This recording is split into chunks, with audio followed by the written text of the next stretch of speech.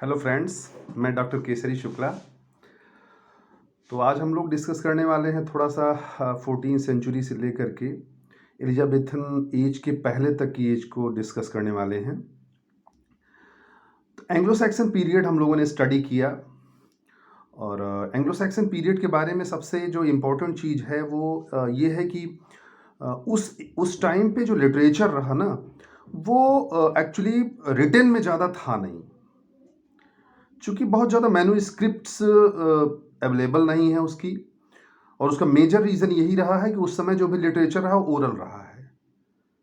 लेकिन फिर भी जो भी लिटरेचर हम लोगों ने स्टडी किया है, चाहे वो विट्सित को देखा हो, चाहे वो साइन वुल्फ के बारे में हम लोगों ने चर्चा की हो, और चाहे बीओवुल्फ की चर्चा की हो। लेकिन एक चीज़ ध्यान रहे, आप लोगों को एक क्वेश्चन कई बार पूछा जा सकता है आप लोगों से कि चाहे हम विट्सित की बात करें, चाहे डियोर की बात करें, चाहे हम साइन वुल्फ की बात करें, चाहे वो हम किसी की भी बात कर सकते हैं, लेकिन उनमें सबसे जो पुराना लिटरेचर माना जाता है वो विट्सित को ही माना जाता है। बेसिकली लोगों के एक बार दिमाग में आता है कि नहीं वो बीओवुल्फ हो सकता है, लेकिन विट्सित को ही आप हमेशा ऑप्शन में चूज करेंगे, क्योंकि वो विट्सित को बीओवुल्फ के पहले का लिटरेचर माना जाता है।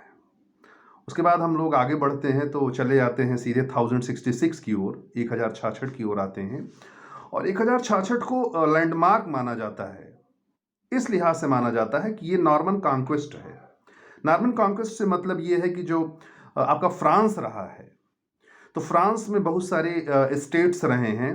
उनमें नॉर्मैंडी और बरगंडी, ये दो मेजर स्टेट्स रहे हैं।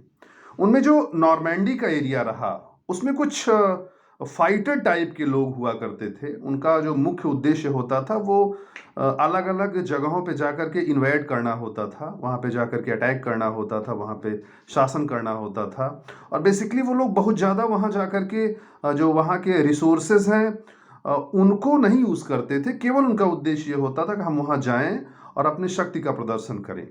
और वो एक्चुअली उनकी भी जो बिगिनिंग है वो जर्मनी से ही मानी जाती है। वो जर्मनी के लोग ही रहे हैं, इस चीज़ को आप ध्यान रखिएगा।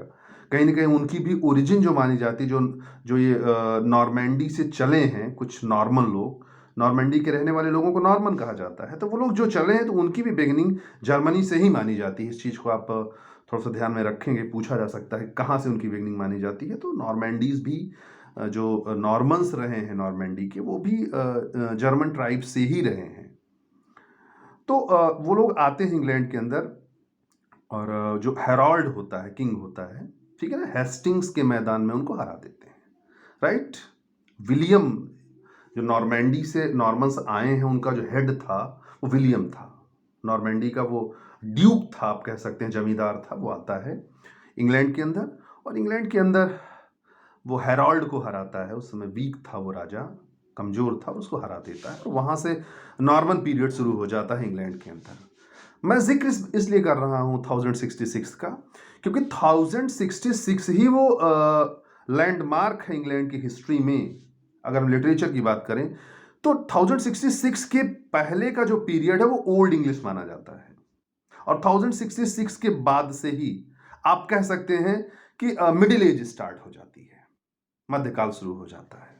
और ये मध्यकाल तकरीबन 15वीं शताब्दी तक, 15th सेंचुरी तक चलता है। हालांकि 14th सेंचुरी से ही मॉडर्निस्टिक अप्रोच दिखाई पड़ने लगता है। चासर के पीरियड से ही आधुनिक युग माना जाने लगता है बहुत से लिहाज में। लेकिन कहीं ना कहीं 15th सेंचुरी तक मिडिल एज ही रहती है, राइट। इस चीज को आप लोग ध्यान में रखेंगे। तो 1066 के पहले की एज को हम ओल्ड इंग्लिश पीरियड मानते हैं, और 1066 के बाद के पीरियड को हम लोग मिडिल एज में कंसीडर करते हैं। बहुत ज़्यादा उस टाइम पे लिटरेचर में प्रगति नहीं हो पाई, चूँकि कहीं ना कहीं इंग्लिश एस्टेब्लिशमेंट की ओर थी। हमारा मेन टारगेट है इंग्लिश की ओर बात करना, इंग्लिश की लिटरेचर को। तो वो बहुत इस्टेब्लिश नहीं हो पाया था, क्योंकि हमेशा विवाद ही चलते रहते थे, झगड़े लड़ाई चलती रहती थी। हमेशा एक दूसरे को जीतने और हारने की व्यवस्थाएं चल रही थी। और अगर हम बात करें तो उस समय लैटिन लिटरेचर सबसे ज़्यादा प्रोमिनेंट था, राइट। भाई स्टार्टिंग से ही जो रोम का आधिपत्य रहा है पूरी दुनिया पर, विशेष करके लिटरेचर के क्षेत्र में, तो वहां से जो लैटिन लैंग्वेज निकली हुई है उसी का आधिपत्य रहा है। तो इंग्लिश में बहुत सारा काम हुआ नहीं है, राइट। और जहाँ तक इंग्लैंड की बात हम करते हैं, एंग्लो सैक्सन पीरियड में या उसके आगे चल करके हम नॉर्मन कॉन्क्वेस्ट के बाद की इंग्लैंड की बात करते हैं, तो उस समय इंग्लैंड में इंग्लिश थी ही नहीं। इंग्लिश का कोई मतलब ही वजूद ही नहीं था इंग्लिश का। हकीकत यही है। उस समय तो केवल इंग्लैंड के अंदर डायलेक्ट हुआ करती थी, बोलियां हुआ करती थी, जिसको आप कहते हैं, लैंग्वेज थी ही नहीं। उस समय east Midland, West Midland, northern और साउदर्न, यही चार बोलियां हुआ करती थी। चार अलग अलग क्षेत्रों में यही चार बोलियां चलती थी, east Midland, West Midland, northern और साउदर्न। अब चूंकि जिस क्षेत्र में राजा रहा करता था वहां पे ईस्ट मिडलैंड का बोलबाला था, इसलिए ईस्ट मिडलैंड ही आगे चल करके इंग्लिश में कन्वर्ट हुई है। लेकिन वो भी बहुत बाद में। सबसे पहले ये जो आप कह सकते हैं कि 1350 के आसपास, 1350 के आसपास ये सबसे पहले आई है। तो वो आई है स्कूल और कॉलेजेस में। ईस्ट मिडलैंड ही इंग्लिश के रूप में जब कन्वर्ट हुई, आप ये कह सकते हैं कि तमाम सारी, चाहे वो थोड़ी सी जर्मन ले लीजिए, थोड़ा सा लैटिन ले लीजिए, थोड़ा सा फ्रेंच ले लीजिए, और थोड़ा सा जो ईस्ट मिडलैंड की डायलेक्ट है, जो बोली है, वहां के शब्दों को मिला करके एक इंग्लिश का जो प्रारूप बना है वो 1350 के आसपास बना है। तो सबसे पहले स्कूल और कॉलेजेस में इसको बोला जाना शुरू हुआ। उसके बाद ये 62 के आसपास की अगर हम बात करें तो ये कोर्ट में बोली जाने लगी, जहां किंग रहता था, जहां दरबार में प्लीडिंग वगैरह हुआ करती थी, तमाम सारे केसेस की प्रोसीडिंग होती थी। और फाइनली ये 70s के आसपास, 1370 के आसपास आकर के ये पार्लियामेंट में आई है। तो आप समझ सकते हैं कि इंग्लिश कहीं ना कहीं 1370 के आसपास अगर पार्लियामेंट में आई, तो वहीं से हम मानते हैं कि हाँ, इंग्लिश अपने रियल फॉर्मेट में आई है। लेकिन अगर इसके पीछे हम चलते हैं थोड़ा सा, तो 1340 में तो चासर का जन्म हो चुका था। और अगर बड़ी ईमानदारी से कहें तो अगर 1340 में चासर का जन्म हो चुका है 1340 में, और 1350 के आसपास इंग्लिश की स्टार्टिंग होती है बोली जाने की और एक भाषा के रूप में, तो कहीं ना कहीं जेफरी चासर इंग्लिश से भी बड़ा है। 10 साल बड़ा है इंग्लैंड में जेफरी चासर इंग्लिश से। यही कारण है कि जब भी आप चासर को पढ़ते हैं तो कई बार, चाहे वो उनकी लैंग्वेज हो, चाहे उनकी स्टाइल हो, स्टाइल पे तो हम हालांकि बाद में डिस्कस करेंगे, लेकिन अगर लैंग्वेज की बात करें तो उनकी जो लैंग्वेज है उसमें ना कोई ग्रामर आपको दिखेगा, और जो वर्ड भी दिखेंगे वो बड़े ही विचित्र टाइप के, उनके कोई स्पेलिंग बहुत, जो आज की डेट में हम स्पेलिंग पढ़ते हैं उससे बहुत डिफरेंट है।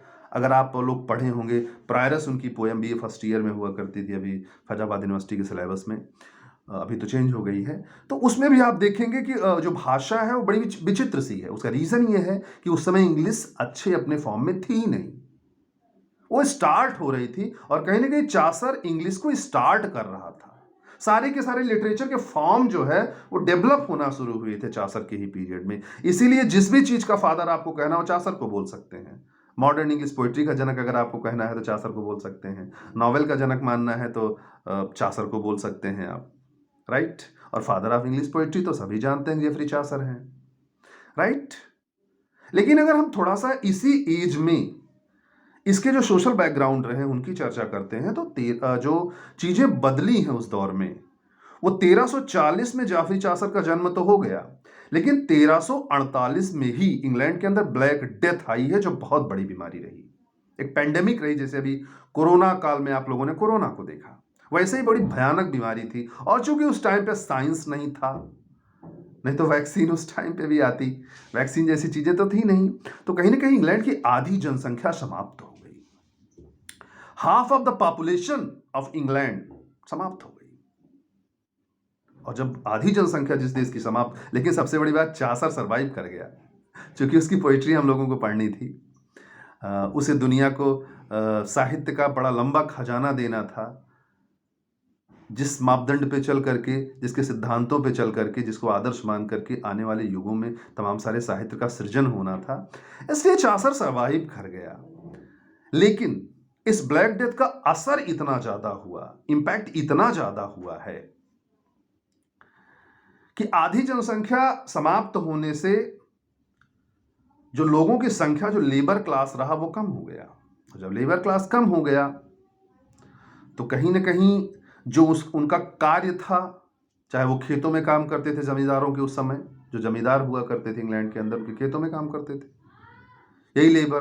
तो अब लेबरों को वहाँ खेतों में जाने की आवश्यकता नहीं थी, चूंकि परिवार था ही नहीं, जो फैमिली नहीं है, तो आपको रोटियां जो होंगी उनकी कम आवश्यकता रहेगी, थोड़े में ही काम हो जाएगा। तो कहीं ना कहीं इसका बहुत बड़ा असर ये हुआ कि जो पैदावार थी वो खत्म हो गई। टैक्स सरकार को कैसे मिले, खेती हो नहीं रही है, लेबर्स जो है वो कोई मतलब नहीं रहा उनका। तो कहीं ना कहीं उस टाइम पे जो राजा था इंग्लैंड के अंदर, उसने जनता पर ओवर टैक्सेशन कर दिया, बहुत ज्यादा टैक्स लगा दिया। ये इस चीज को आप ध्यान रखिएगा, ओवर टैक्सेशन कर दिया। और चासर की एज तो वैसे भी पॉलिटिकल डिस्टरबेंस की एज रही है बहुत ज्यादा। Sorry for the interruption. तो ओवर टैक्सेशन हो जाने की वजह से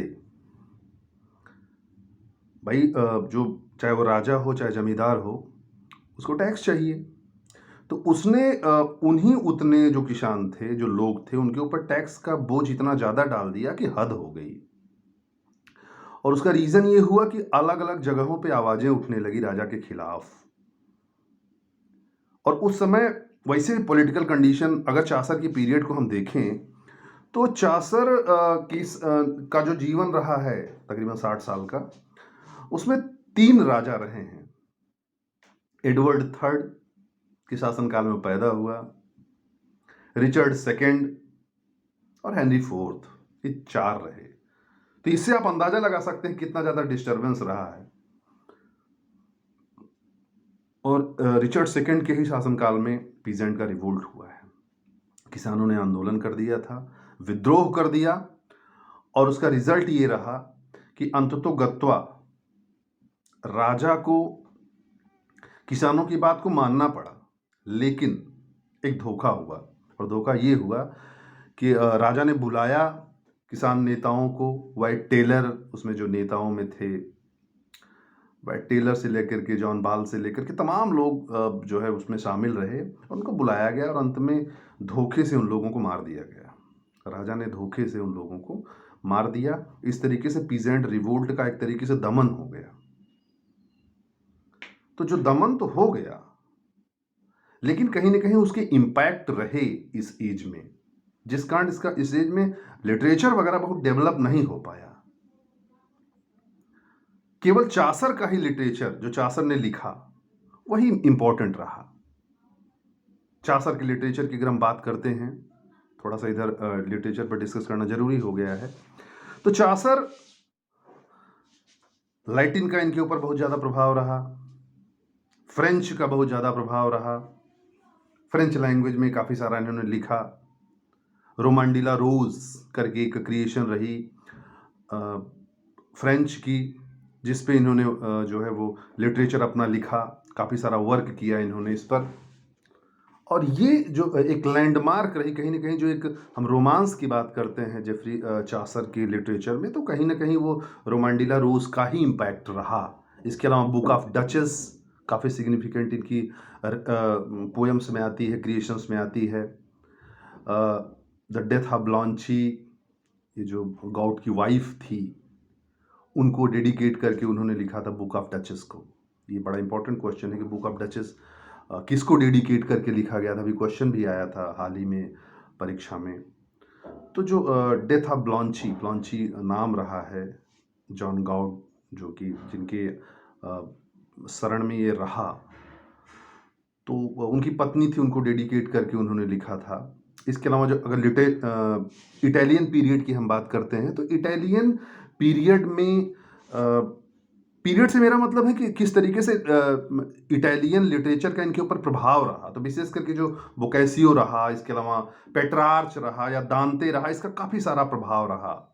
और उससे प्रभावित होकर के जो चासर की प्रमुख रचनाओं में है, इटालियन इन्फ्लुएंस में लिखी गई, उनमें हाउस ऑफ फेम एक बड़ा नाम है। इसके अलावा पार्लियामेंट ऑफ फाउल एक बड़ा नाम है। इसके अलावा ट्रायलस एंड क्रेसाइड एक नाम है। ये इनके सिग्निफिकेंट क्रिएशंस में आते हैं। लेकिन जो सबसे ज़्यादा इम्पॉर्टेंट क्रिएशन रही है जेफरी चासर की, वो रही है कैंटरबरी टेल्स, जो इंग्लिश पीरियड की क्रिएशन है इनकी। और कैंटरबरी टेल्स इसलिए भी महत्वपूर्ण है कि रिप्रेजेंटेशन ऑफ द सोसाइटी रही है, स्पेशली इसको पिक्चर गैलरी कहा जाता है। एक आप कह सकते हैं कि पोर्ट्रेयल ऑफ द सोसाइटी रही है ये, माने पूरी की पूरी जो 14th सेंचुरी में किस तरीके की सोशल कंडीशंस रही हैं, पॉलिटिकल कंडीशन किस तरीके से रही हैं, या रिलीजियस अथॉरिटीज़ किस तरीके से वर्क करती रही हैं, तो उन सारी चीज़ों को लेकर के जेफरी चासर ने इस क्रिएशन को लिखा था, राइट।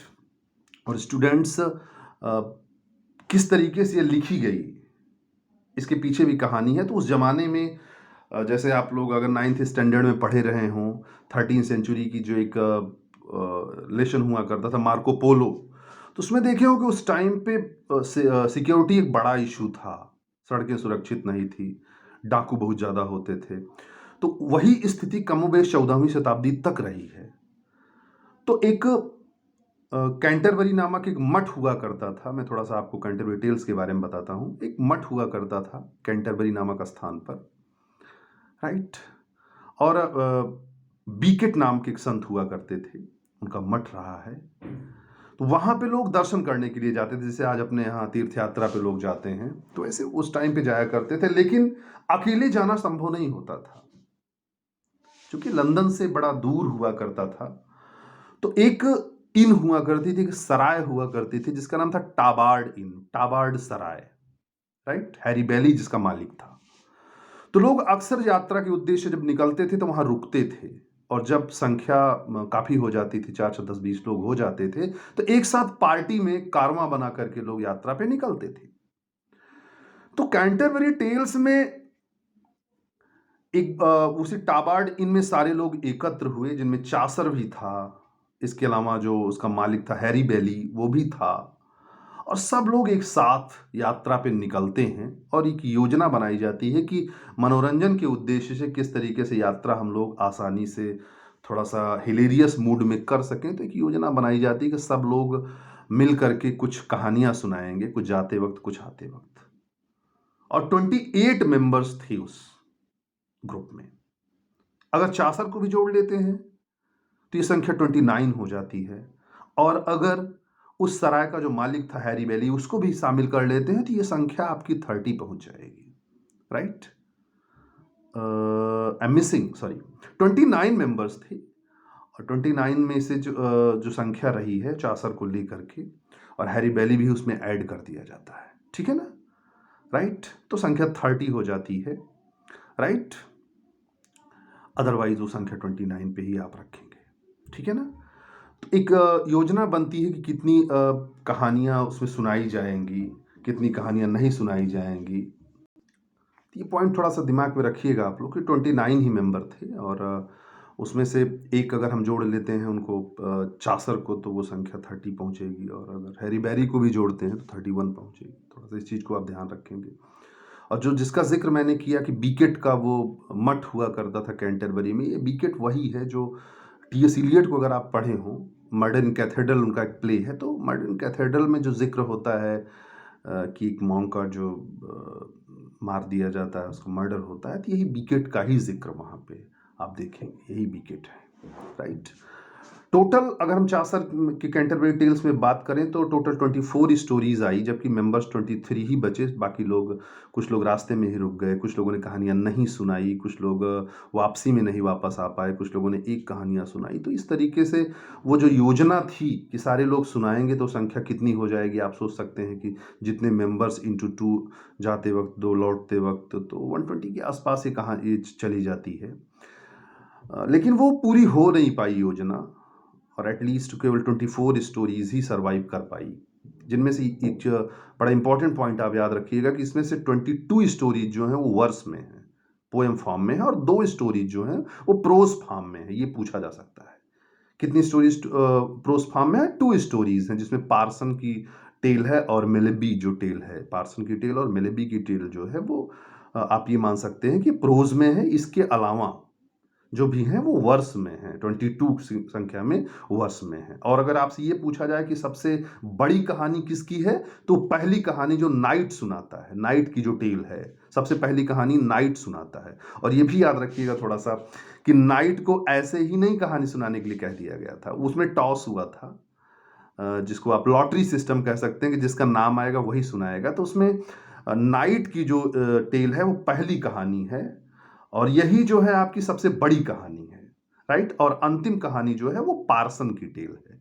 पार्सन जो इसमें एक कैरेक्टर है उसकी टेल है। और ये भी बड़ा इंपॉर्टेंट पॉइंट है कि चासर की 2 कहानियां हैं इसमें। चासर ने कितनी कहानियां सुनाई थी? 2 कहानियां सुनाई थी, राइट। क्लियर? इस चीज को आप लोगों को ध्यान रखना है, ठीक है ना? क्लियर?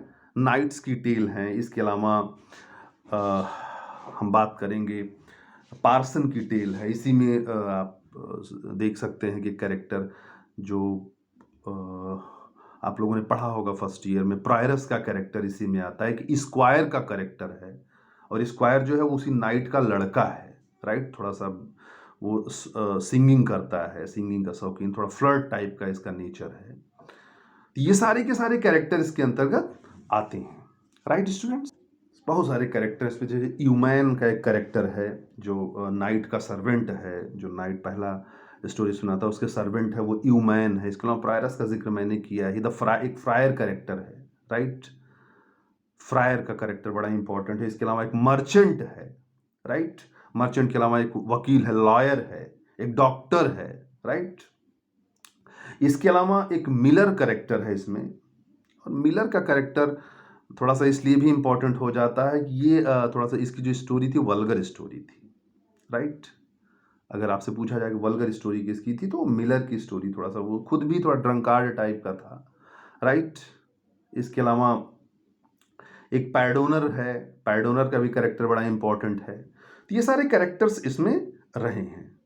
लेडी ऑफ बाथ का कैरेक्टर बड़ा इंपॉर्टेंट है। थोड़ा सा 5 पुरुषों से शादी का जो कॉन्सेप्ट आता है, और जीसस क्राइस्ट की आइडेंटिटी पे जो थोड़ा सा क्वेश्चन मार्क लगाने वाली स्थिति बनती है, तो वो स्टोरी जो है वो लेडी ऑफ बाथ से ही आती है। थोड़ा सा चासर में इन चीज़ों का आप लोगों को ख्याल रखना है, ठीक है। और इसके बाद हम लोग सीधे सीधे ज़्यादा चर्चा न करते हुए, चूंकि चासर के अलावा जो भी इस एज में राइटर रहे हैं वो बहुत सिग्निफिकेंट नहीं रहे हैं। थोड़ा सा लैंगलैंड की अगर हम चर्चा कर लें, लैंगलैंड भी काफ़ी जो है वो सिग्निफिकेंट कैरेक्टर रहे हैं। विलियम लैंगलैंड जो है वो, पायर्स प्लाउमैन इनकी बड़ी इंपॉर्टेंट रचना रही है। पायर्स प्लाउमैन बड़ी सिग्निफिकेंट रचना, और इन्हीं को ध्यान रखिएगा प्योर यूरोपियन पोएट कहा जाता है। विलियम लैंगलैंड को ही प्योर यूरोपियन पोएट कहा जाता है। इसके अलावा जॉन गोवर का जिक्र आता है। जॉन गोवर भी एक बड़े राइटर रहे हैं, लेकिन सबसे ज़्यादा जिसका प्रभाव रहा है वो चासर का ही रहा है।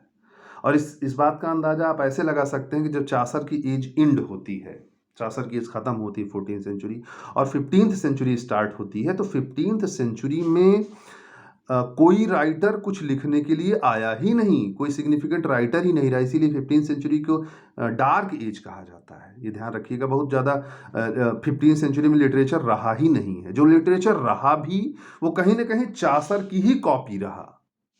वो चासरियन लिटरेचर ही रहा। कहीं ना कहीं चासर के लिटरेचर को फॉलो करना, उन्हीं को कॉपी करना, उन्हीं को इमिटेट करके लिखना। तो चासर के प्रभाव से 15th सेंचुरी का स्टार्टिंग लिटरेचर निकल ही नहीं पाया।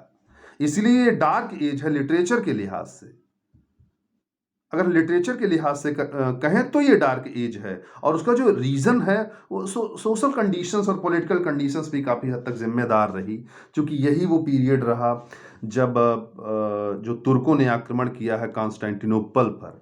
15th सेंचुरी ही यही रही है जिसका प्रभाव पूरे लिटरेचर पर रहा है। कहीं ना कहीं रिनेशा का जन्म भी यहीं से हो जाता 15th सेंचुरी से ही। लेकिन वो जो रिनेशा का उद्भव हुआ है वो थोड़ा सा स्ट्रगल सम रहा है। लिटरेचर का आउटपुट उसमें नहीं मिल पाया। कॉन्स्टेंटिनोपल जो कि केंद्र हुआ करता था नॉलेज का, कुस्तुस्तुनिया उसको बोलते हैं कॉन्स्टेंटिनोपल को, वहाँ पे रोम का जो क्षेत्र रहा है कुस्तुस्तुनिया, वहाँ पे तमाम सारे विद्वान, चाहे वो लिटरेचर के रहे हों, चाहे म्यूज़िक के रहे हों, चाहे आर्ट के रहे हों, स्कल्पचर की बात हम करें, पेंटिंग की बात करें, तो गढ़ था कॉन्स्टेंटिनोपल। लेकिन जब तुर्कों ने आक्रमण किया, उस पर कब्जा कर लिया, तो आप जानते हैं कि विद्वान लोग ज्ञान तो दे सकते हैं लेकिन झगड़ा तो कर नहीं सकते। तो लोग भागना शुरू किए, और जब भागना शुरू किए हैं तो वो लोग दुनिया के अनेक देशों में जाके फैले हैं। और जो व्यक्ति जिस नेचर का होगा, जहाँ जाएगा वैसी ही चीज़ें वो प्रसारित करेगा। तो ये जो विद्वान लोग हैं अपने साथ यहाँ से तमाम सारा लिटरेचर लेके गए, तमाम सारी मैन्युस्क्रिप्ट लेकर के गए और इंग्लैंड भी पहुँचे और इंग्लैंड में जो भी अपना ज्ञान था उसका विस्तार करना शुरू किए और इंग्लैंड के अंदर कहीं न कहीं जो रिनेशा आया उसमें बहुत बड़ा योगदान रहा है। ये कॉन्स्टेंटिनोपल से जो भागे हुए लोग थे, विद्वान थे, उनका बड़ा योगदान रहा वहाँ पे। लेकिन कहीं न कहीं ओवरऑल इन चीज़ों को अगर हम स्टडी करते हैं तो देखते हैं कि इसका प्रभाव यही रहा कि बहुत ज़्यादा 15th सेंचुरी में लिटरेचर चल नहीं पाया है, राइट? और यहीं थोड़ा-सा अगर लिटरेचर में डेवलपमेंट की हम बात करें तो जो कॉक्सटन का प्रिंटिंग प्रेस आया है, कॉक्सटन का प्रिंटिंग प्रेस 1476 1476, तो ये बड़ा सिग्निफिकेंट रहा है कई लिहाज से। अगर हम सोशल कंडीशंस की बात करें तो तमाम सारे युद्ध चलते रहे। 100 ईयर ऑफ वॉर का जिक्र इसी 15th सेंचुरी में आता है, इसको ध्यान रखिएगा थोड़ा सा। जो 100 ईयर ऑफ वॉर रहा, फ्रांस और इंग्लैंड आपस में हमेशा लड़ते रहे, झगड़ते रहे। 100 युद्ध के नाम से इसको जाना जाता है। ये 1337 से लेके 1455 तक चलता रहा, राइट? ये लंबा पीरियड रहा। पूरे पीरियड के दौरान इंग्लैंड और फ्रांस में स्ट्रगल चलता रहा, राइट? बड़ा ही ज़बरदस्त तरीके से दोनों एक दूसरे के कंपटीशन में रहते थे। हालांकि 100 वर्ष से ज़्यादा समय लगा इसमें, लेकिन इसको शतवर्षीय युद्ध ही माना जाता है 1337 से लेके 1455 तक। लेकिन जब ये वॉर ओवर हुआ है तो वॉर ओवर होने के बाद इंग्लैंड एक पावरफुल कंट्री के रूप में डेवलप तो हुआ, लेकिन इसके अंदर ही दो ग्रुप बंट गए। रिचर्ड थर्ड उस समय जो राजा रहा, उसकी जो फैमिली रही, उसके 4 बच्चे रहे, जिसमें एक डार्क प्रिंस रहा, एक जॉन गॉन्ट रहा, एक एडमंड रहा और एक ग्लॉसेस्टर रहा। तो इसमें जो आपका डार्क प्रिंस रहा उसका लड़का रिचर्ड हुआ, लेकिन इसमें जो जॉन गॉन्ट रहा और एडमंड रहा, इन दोनों परिवारों में एक युद्ध जैसे हालात बने रहे। एक सत्ता को लेकर के संघर्ष चलता रहा, जिसको वार ऑफ रोजेस के नाम से जानते हैं। एक लोगों का सिंबल लाल रंग का झंडा था और एक लोगों का सिंबल व्हाइट रंग का झंडा रहा, राइट? लैंकेस्टर शायर और यॉर्कशायर, ये दो ग्रुप हुए। अगर हम लैंकेस्टर शायर की बात करें तो रेड झंडे वाले थे और यॉर्कशायर की बात करें तो वाइट झंडे वाले रहे। इन लोगों के बीच में काफ़ी समय तक स्ट्रगल चलता रहा और एटलीस्ट हेनरी 7 के आने के साथ ही ये युद्ध समाप्त हुआ और यहीं से ट्यूडर डायनेस्टी की स्टार्टिंग हो जाती है। तो आप ये दिमाग में रखिएगा कि जो हेनरी 7 आया है तो वहीं से ट्यूडर डायनेस्टी शुरू होती है, राइट? और इसी वंश में आगे चल करके हेनरी 8 होता है, जिनकी बेटी एलिजाबेथ होती हैं और एलिजाबेथ से एलिजाबेथन एज चलती है। तो हम उधर नहीं जा रहे हैं, थोड़ा सा इधर ही अभी चर्चा हम लोग करते हैं थोड़ा सा। तो जो एक कंडीशन चलती रही 15th सेंचुरी में, ये वॉर की कंडीशन चलती रही, इसलिए बहुत ज़्यादा यहाँ पे लिटरेचर चल नहीं पाया। थोड़ा बहुत जो लिटरेचर रहा उनमें हम अगर बात करें तो विलियम डनबर का नाम आता है, राइट? विलियम डनबर का नाम आता है और कहीं ना कहीं ये भी चासर के ही प्रभाव में रहे, राइट? इनकी जो एक बड़ी प्रसिद्ध रचना रही 15th सेंचुरी, हालांकि डार्क एज रहा लेकिन फिर भी कुछ रचनाएं रही, जैसे एक थिस्टल एंड द रोज एक रचना रही, थिस्टल एंड द रोज एक रचना बड़ी सिग्निफिकेंट रही। इसके अलावा प्रोज की बात अगर हम करते हैं तो एक रेजिनाल्ड पिकॉक का जिक्र आता है, राइट? सर जॉन फोर्टेस्क्यू का जिक्र आता है। ये लोग रहे लेकिन इनका बहुत ज़्यादा प्रभाव नहीं रहा। अगर हम कुछ अच्छी घटनाओं की इसमें युग में बात करते हैं तो केवल वो कहीं ना कहीं जो रिलीजियस डिसेबिलिटी, एक आप कह सकते हैं कि डिसएस्टेब्लिशमेंट रहा है, वही ज़्यादा सिग्निफिकेंट रहा है, जिसको हम रिफॉर्मेशन के रूप में आगे देखेंगे कि कहीं ना कहीं जो एक जो धर्म में भ्रष्टाचार था उस चीज़ को लेकर के किस तरीके से लोग आगे बढ़ रहे थे, वही चीज़ें इसमें सिग्निफिकेंट रही हैं। चाहे वो लोलार्ड मूवमेंट रहा हो जो वाइक्लिफ ने चलाया। इस चीज़ को ध्यान रखिएगा आप लोग कि लोलार्ड मूवमेंट, लोलार्ड का मतलब होता है कि वो लोग जो वाइक्लिफ का समर्थन कर रहे थे, कह सकते हैं कि वाइक्लिफ के जो फॉलोवर थे, जिनको मॉर्निंग स्टार ऑफ रिफॉर्मेशन कहा जाता है वाइक्लिफ को, तो उनके जो फॉलोवर थे उन्हीं को लोलार्ड कहा गया। और उन्होंने जो आंदोलन चलाया प्रोटेस्टेंट के रूप में, वही आप लोग मान सकते हैं कि वही लोग लोलार्ड रहे। इसके अलावा प्लेटो की रिपब्लिक इसी एज में आई है, तो इसके लिए भी आप थोड़ा सिग्निफिकेंट इसको मान सकते हैं। रोजर एस्चम स्कूल ऑफ शूटिंग जो एक बुक आई है, राइट। इसके अलावा John skeleton, right, John skeleton का नाम आप ले सकते हैं। और जॉन स्केलेटन ही, हालांकि बहुत इस्टेब्लिश्ड वे में नहीं, लेकिन अगर पहला पोएट लॉरेट माना जाता है अनऑफिशियली तो वो जॉन स्केलेटन को ही माना जाता है, राइट। इसके अलावा Marie de France, Christine de Pizan, ये सब रचनाएं रही हैं। Book of the cities of ladies 15वीं सेंचुरी की एक प्रमुख रचना रही है, book of cities of ladies, right. Margery Kempe एक बड़ा नाम रहा है इसी एज में। तो ये लोग नाम रहे हैं, लेकिन 15वीं सेंचुरी को आप बहुत सिग्निफिकेंट रूप में स्पेशली लिटरेचर के लिए आप नहीं मान सकते हैं। लेकिन जहां 16वीं सेंचुरी शुरू होती है, राइट, चूंकि हेनरी एट्थ ने काफी काम किया लिटरेचर के क्षेत्र में, बड़ा ही उसने बढ़ावा दिया कहीं ना कहीं जो एक सुधारवादी लोग थे। असल में अगर थोड़ा सा हम बात करें हेनरी एट्थ की बात करें, थोड़ा सा जो 16वीं सेंचुरी की ओर बढ़ना ही है, तो थोड़ा सा हेनरी एट्थ के बारे में बात कर लेते हैं। एक्चुअली हेनरी एट्थ का एक मामला था, वो उसको प्यार हो गया था एक लड़की से, एक कैथरीन से प्यार हो गया था। तो वो शादी करना चाहता था और ऑलरेडी उनकी पत्नी थी। तो वो एक इशू ऐसा आ गया कि बच्चे बेटा नहीं हो रहा है, तो हम दूसरी शादी करेंगे। उनकी पत्नी बेचारी परेशान, और परेशान इस तरीके से वो अपने भाई से बोलती है कि भाई ये तो दूसरी शादी करने वाले हैं एट्थ साहब, हेनरी एट्थ साहब, राइट। तो वो अपने भाई के माध्यम से पोप तक पहुंचती है, कहती है कि पोप ही ऐसी अथॉरिटी है जो कि हेनरी एट्थ को रोक सकती है शादी करने से। और पोप की भी मति बहुराई हुई थी, वो चला आया हेनरी एट्थ को रोकने के लिए कि नहीं, आप शादी नहीं कर सकते हैं, एक शादी आपने की है, दूसरी कैसे कर सकते हैं आप शादी। तो जानते हैं प्यार मोहब्बत का लफड़ा बड़ा तगड़ा होता है, कुछ समझ में नहीं आता। हालांकि वो पोप का फॉलोअर था, पोप को स्वयं मानता था, लेकिन ये अवसर था उस समय इंग्लैंड के अंदर जो प्रोटेस्टेंट थे। प्रोटेस्टेंट तत्काल संपर्क करते हैं हेनरी एट्थ से, वो कहते हैं यार तुम राजा हो, और राजा किसी का अधीन उधीन नहीं होता, तुमको जहां शादी करनी है, तुम सामान्य लोगों को प्यार और करने से कोई नहीं रोक सकता, तुम तो राजा हो यार, ब्याह करो आराम से, कौन दिक्कत है। और चढ़ गया हेनरी एट्थ, कहा कुछ नहीं, शादी तो करेंगे। और वहीं पे पहली बार उसने पोप का विरोध कर दिया, और पोप का विरोध इस कदर किया ना कि इंग्लैंड के अंदर चर्चेस तोड़वा दिए गए सारे के सारे। और पोप जो कैथोलिक्स का एक बोलबाला हुआ करता था, वो धीरे धीरे समाप्त होने लगा, पोप पराजय की ओर भागने लगा। चूंकि हेनरी एट्थ ने इस तरीके से पूरी तरीके से प्रोटेस्टेंट का साथ दे दिया, चूंकि प्रोटेस्टेंट उसका ब्याह कराने में लगे हुए थे ना कि ब्याह करो।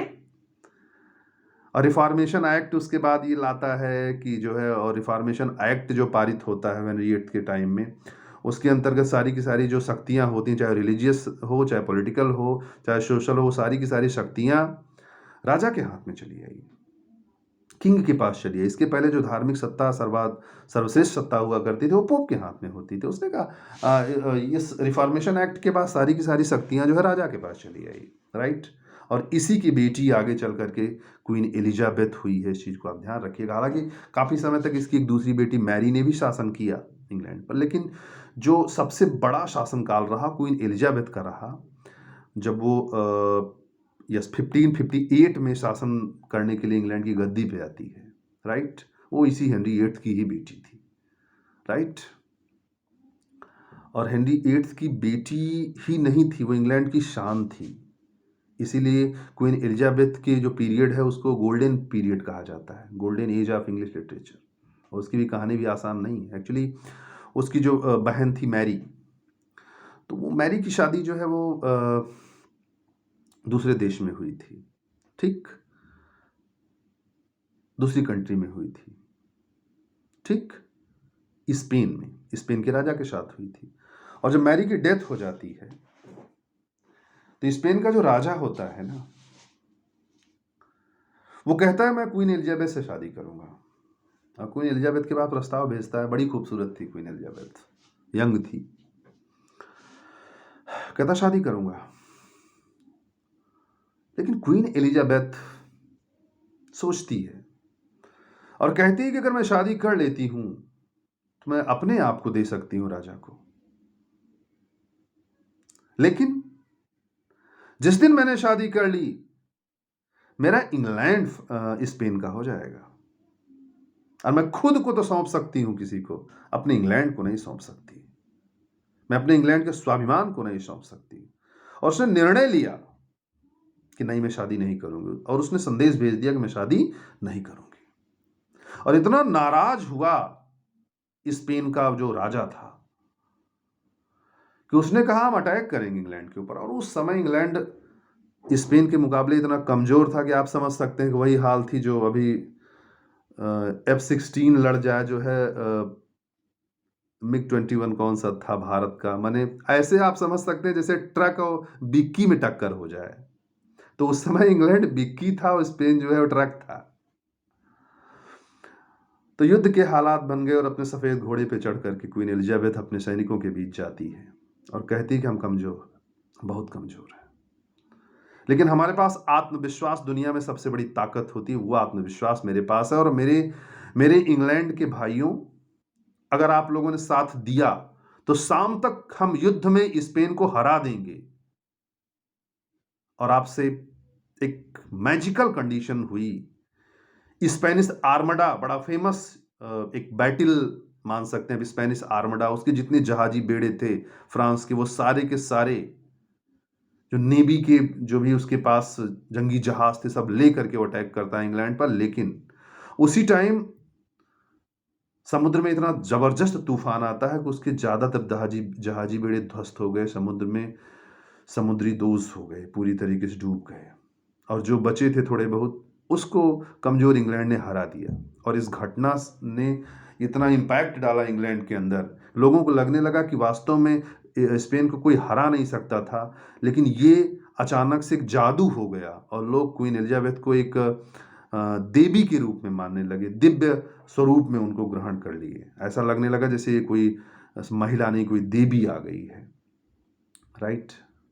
और इस तरीके से इंग्लैंड में जो एक नेशनलिज्म की भावना है वो डेवलप हो गई, लोग नेशन फर्स्ट की थियरी पे चलने लगे। और दूसरी चीज ये थी कि क्वीन एलिजाबेथ ने एंग्लिकन चर्चों का निर्माण करवाया, माने जो प्रोटेस्टेंट और कैथोलिक्स के बीच में एक खाई बनी हुई थी, उस खाई को पाटने के लिए दो तरह के चर्च, जो कुछ प्रोटेस्टेंट धर्म को मानने वाले थे, कुछ कैथोलिक धर्म को मानने वाले थे, राइट।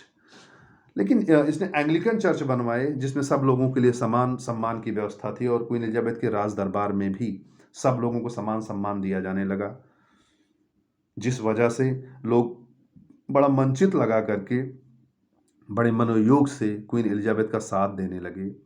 और क्वीन एलिजाबेथ ने सबको सम्मान दिया और विशेष करके लिटरेचर को खासा प्रश्रय दिया।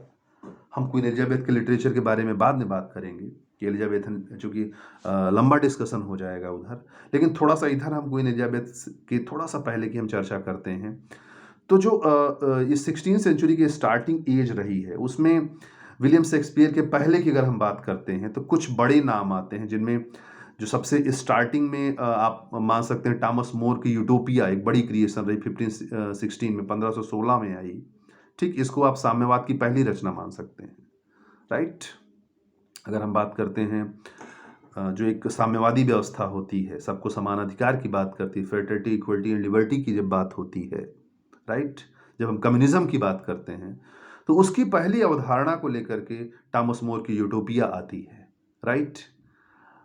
इसके अलावा इरेस्मस एक बड़ा नाम है, तो इरेस्मस का भी नाम इसी 16वीं सेंचुरी की स्टार्टिंग एज में आता है, 1611 में, 1611 या 1611 में इनका नाम आता है, ये नाम रहे। इसके अलावा शेक्सपियर के पहले एलिजाबेथन पीरियड में जो बड़े नाम आते हैं उनमें यूनिवर्सिटी विट्स का जिक्र होता है।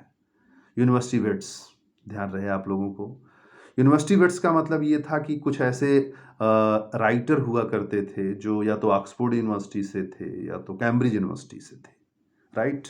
जिनमें आप क्रिस्टोफर मार्लोव का नाम है, जॉन लिली का नाम है, जॉर्ज पीली हैं, रॉबर्ट ग्रीन हैं, थॉमस नैस हैं, ये सब के सब, विलियम लॉज हैं, ये सब के सब यूनिवर्सिटी विट्स में आते हैं। ये विश्वविद्यालयों के स्कॉलर हुआ करते थे और इन लोगों ने नाटकों की एक परंपरा स्टार्ट की, किस तरीके से इंग्लिश में ड्रामे आ सकते हैं और किस तरीके से हम दूसरे कंट्रीज को फॉलो करके, चाहे वो टॉमस किड की स्पेनिश ट्रेजेडी हम मान लें, एक बड़ा रोल रहा है टॉमस किड की स्पेनिश ट्रेजेडी का, जो कॉन्सेप्ट स्पेनिश ट्रेजेडी का दिया गया उसी को आगे लेकर के विलियम शेक्सपियर ने फॉलो किया, राइट? अपने हैमलेट में उसी कॉन्सेप्ट को लेकर के। अगर स्पेनिश ट्रेजेडी आप लोगों ने पढ़ी हो, उसमें जो बेल एम्पेरिया का कैरेक्टर है उसको आप जो है ओफिलिया के रूप में देख सकते हैं विलियम शेक्सपियर के हैमलेट में। इसके अलावा हिरोनिमो का कैरेक्टर है, हिरोनिमो एंटोनियो का पिता है और इसमें एंटोनियो की हत्या हो जाती है और एंटोनियो का भूत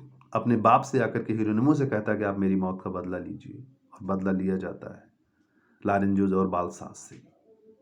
तो वही सेम कॉन्सेप्ट लेकर के हैमलेट में विलियम शेक्सपियर आता है, जिसमें पिता की हत्या हो जाती है सीनियर हैमलेट की, और उसकी मौत का बदला जूनियर हैमलेट लेता है। तो कहीं ना कहीं बड़ा प्रभाव रहा इन चीज़ों का, राइट? विलियम शेक्सपियर पर यूनिवर्सिटी विट्स के अगर प्रभाव की चर्चा करें तो ये ब्लड और आप कह सकते हैं जो मेलोड्रामा का जो इम्पैक्ट आया है विलियम शेक्सपियर पर, कहीं ना कहीं स्पेनिश ट्रेजेडी टॉमस किड से आया है। इस चीज़ को आप ध्यान में रखेंगे। इसके अलावा जो विलियम शेक्सपियर की रचनाओं में आपको देखने के लिए मिलता है, बड़े लच्छेदार भाषा का प्रयोग करते हैं, बड़ी ही अलंकारिक शैली का प्रयोग करते हैं, कहीं ना कहीं जॉन लिली से आता है। इस चीज़ को ध्यान रखिएगा कि अगर कभी पूछा जाए कि शेक्सपियर में जो एक ऑर्नामेंट लैंग्वेज में लाया गया है वो कहाँ से लाया गया है, जो एक यूफीज की जो कॉन्सेप्ट है, तो जॉन लिली ने यूफीस एक रचना लिखी थी, यूनिवर्सिटी विट्स में थे, तो उसमें भाषा की एक उच्चता को दिखाया गया था और उसी भाषा के उच्च स्तर को विलियम शेक्सपियर ने अपनी रचनाओं में फॉलो किया,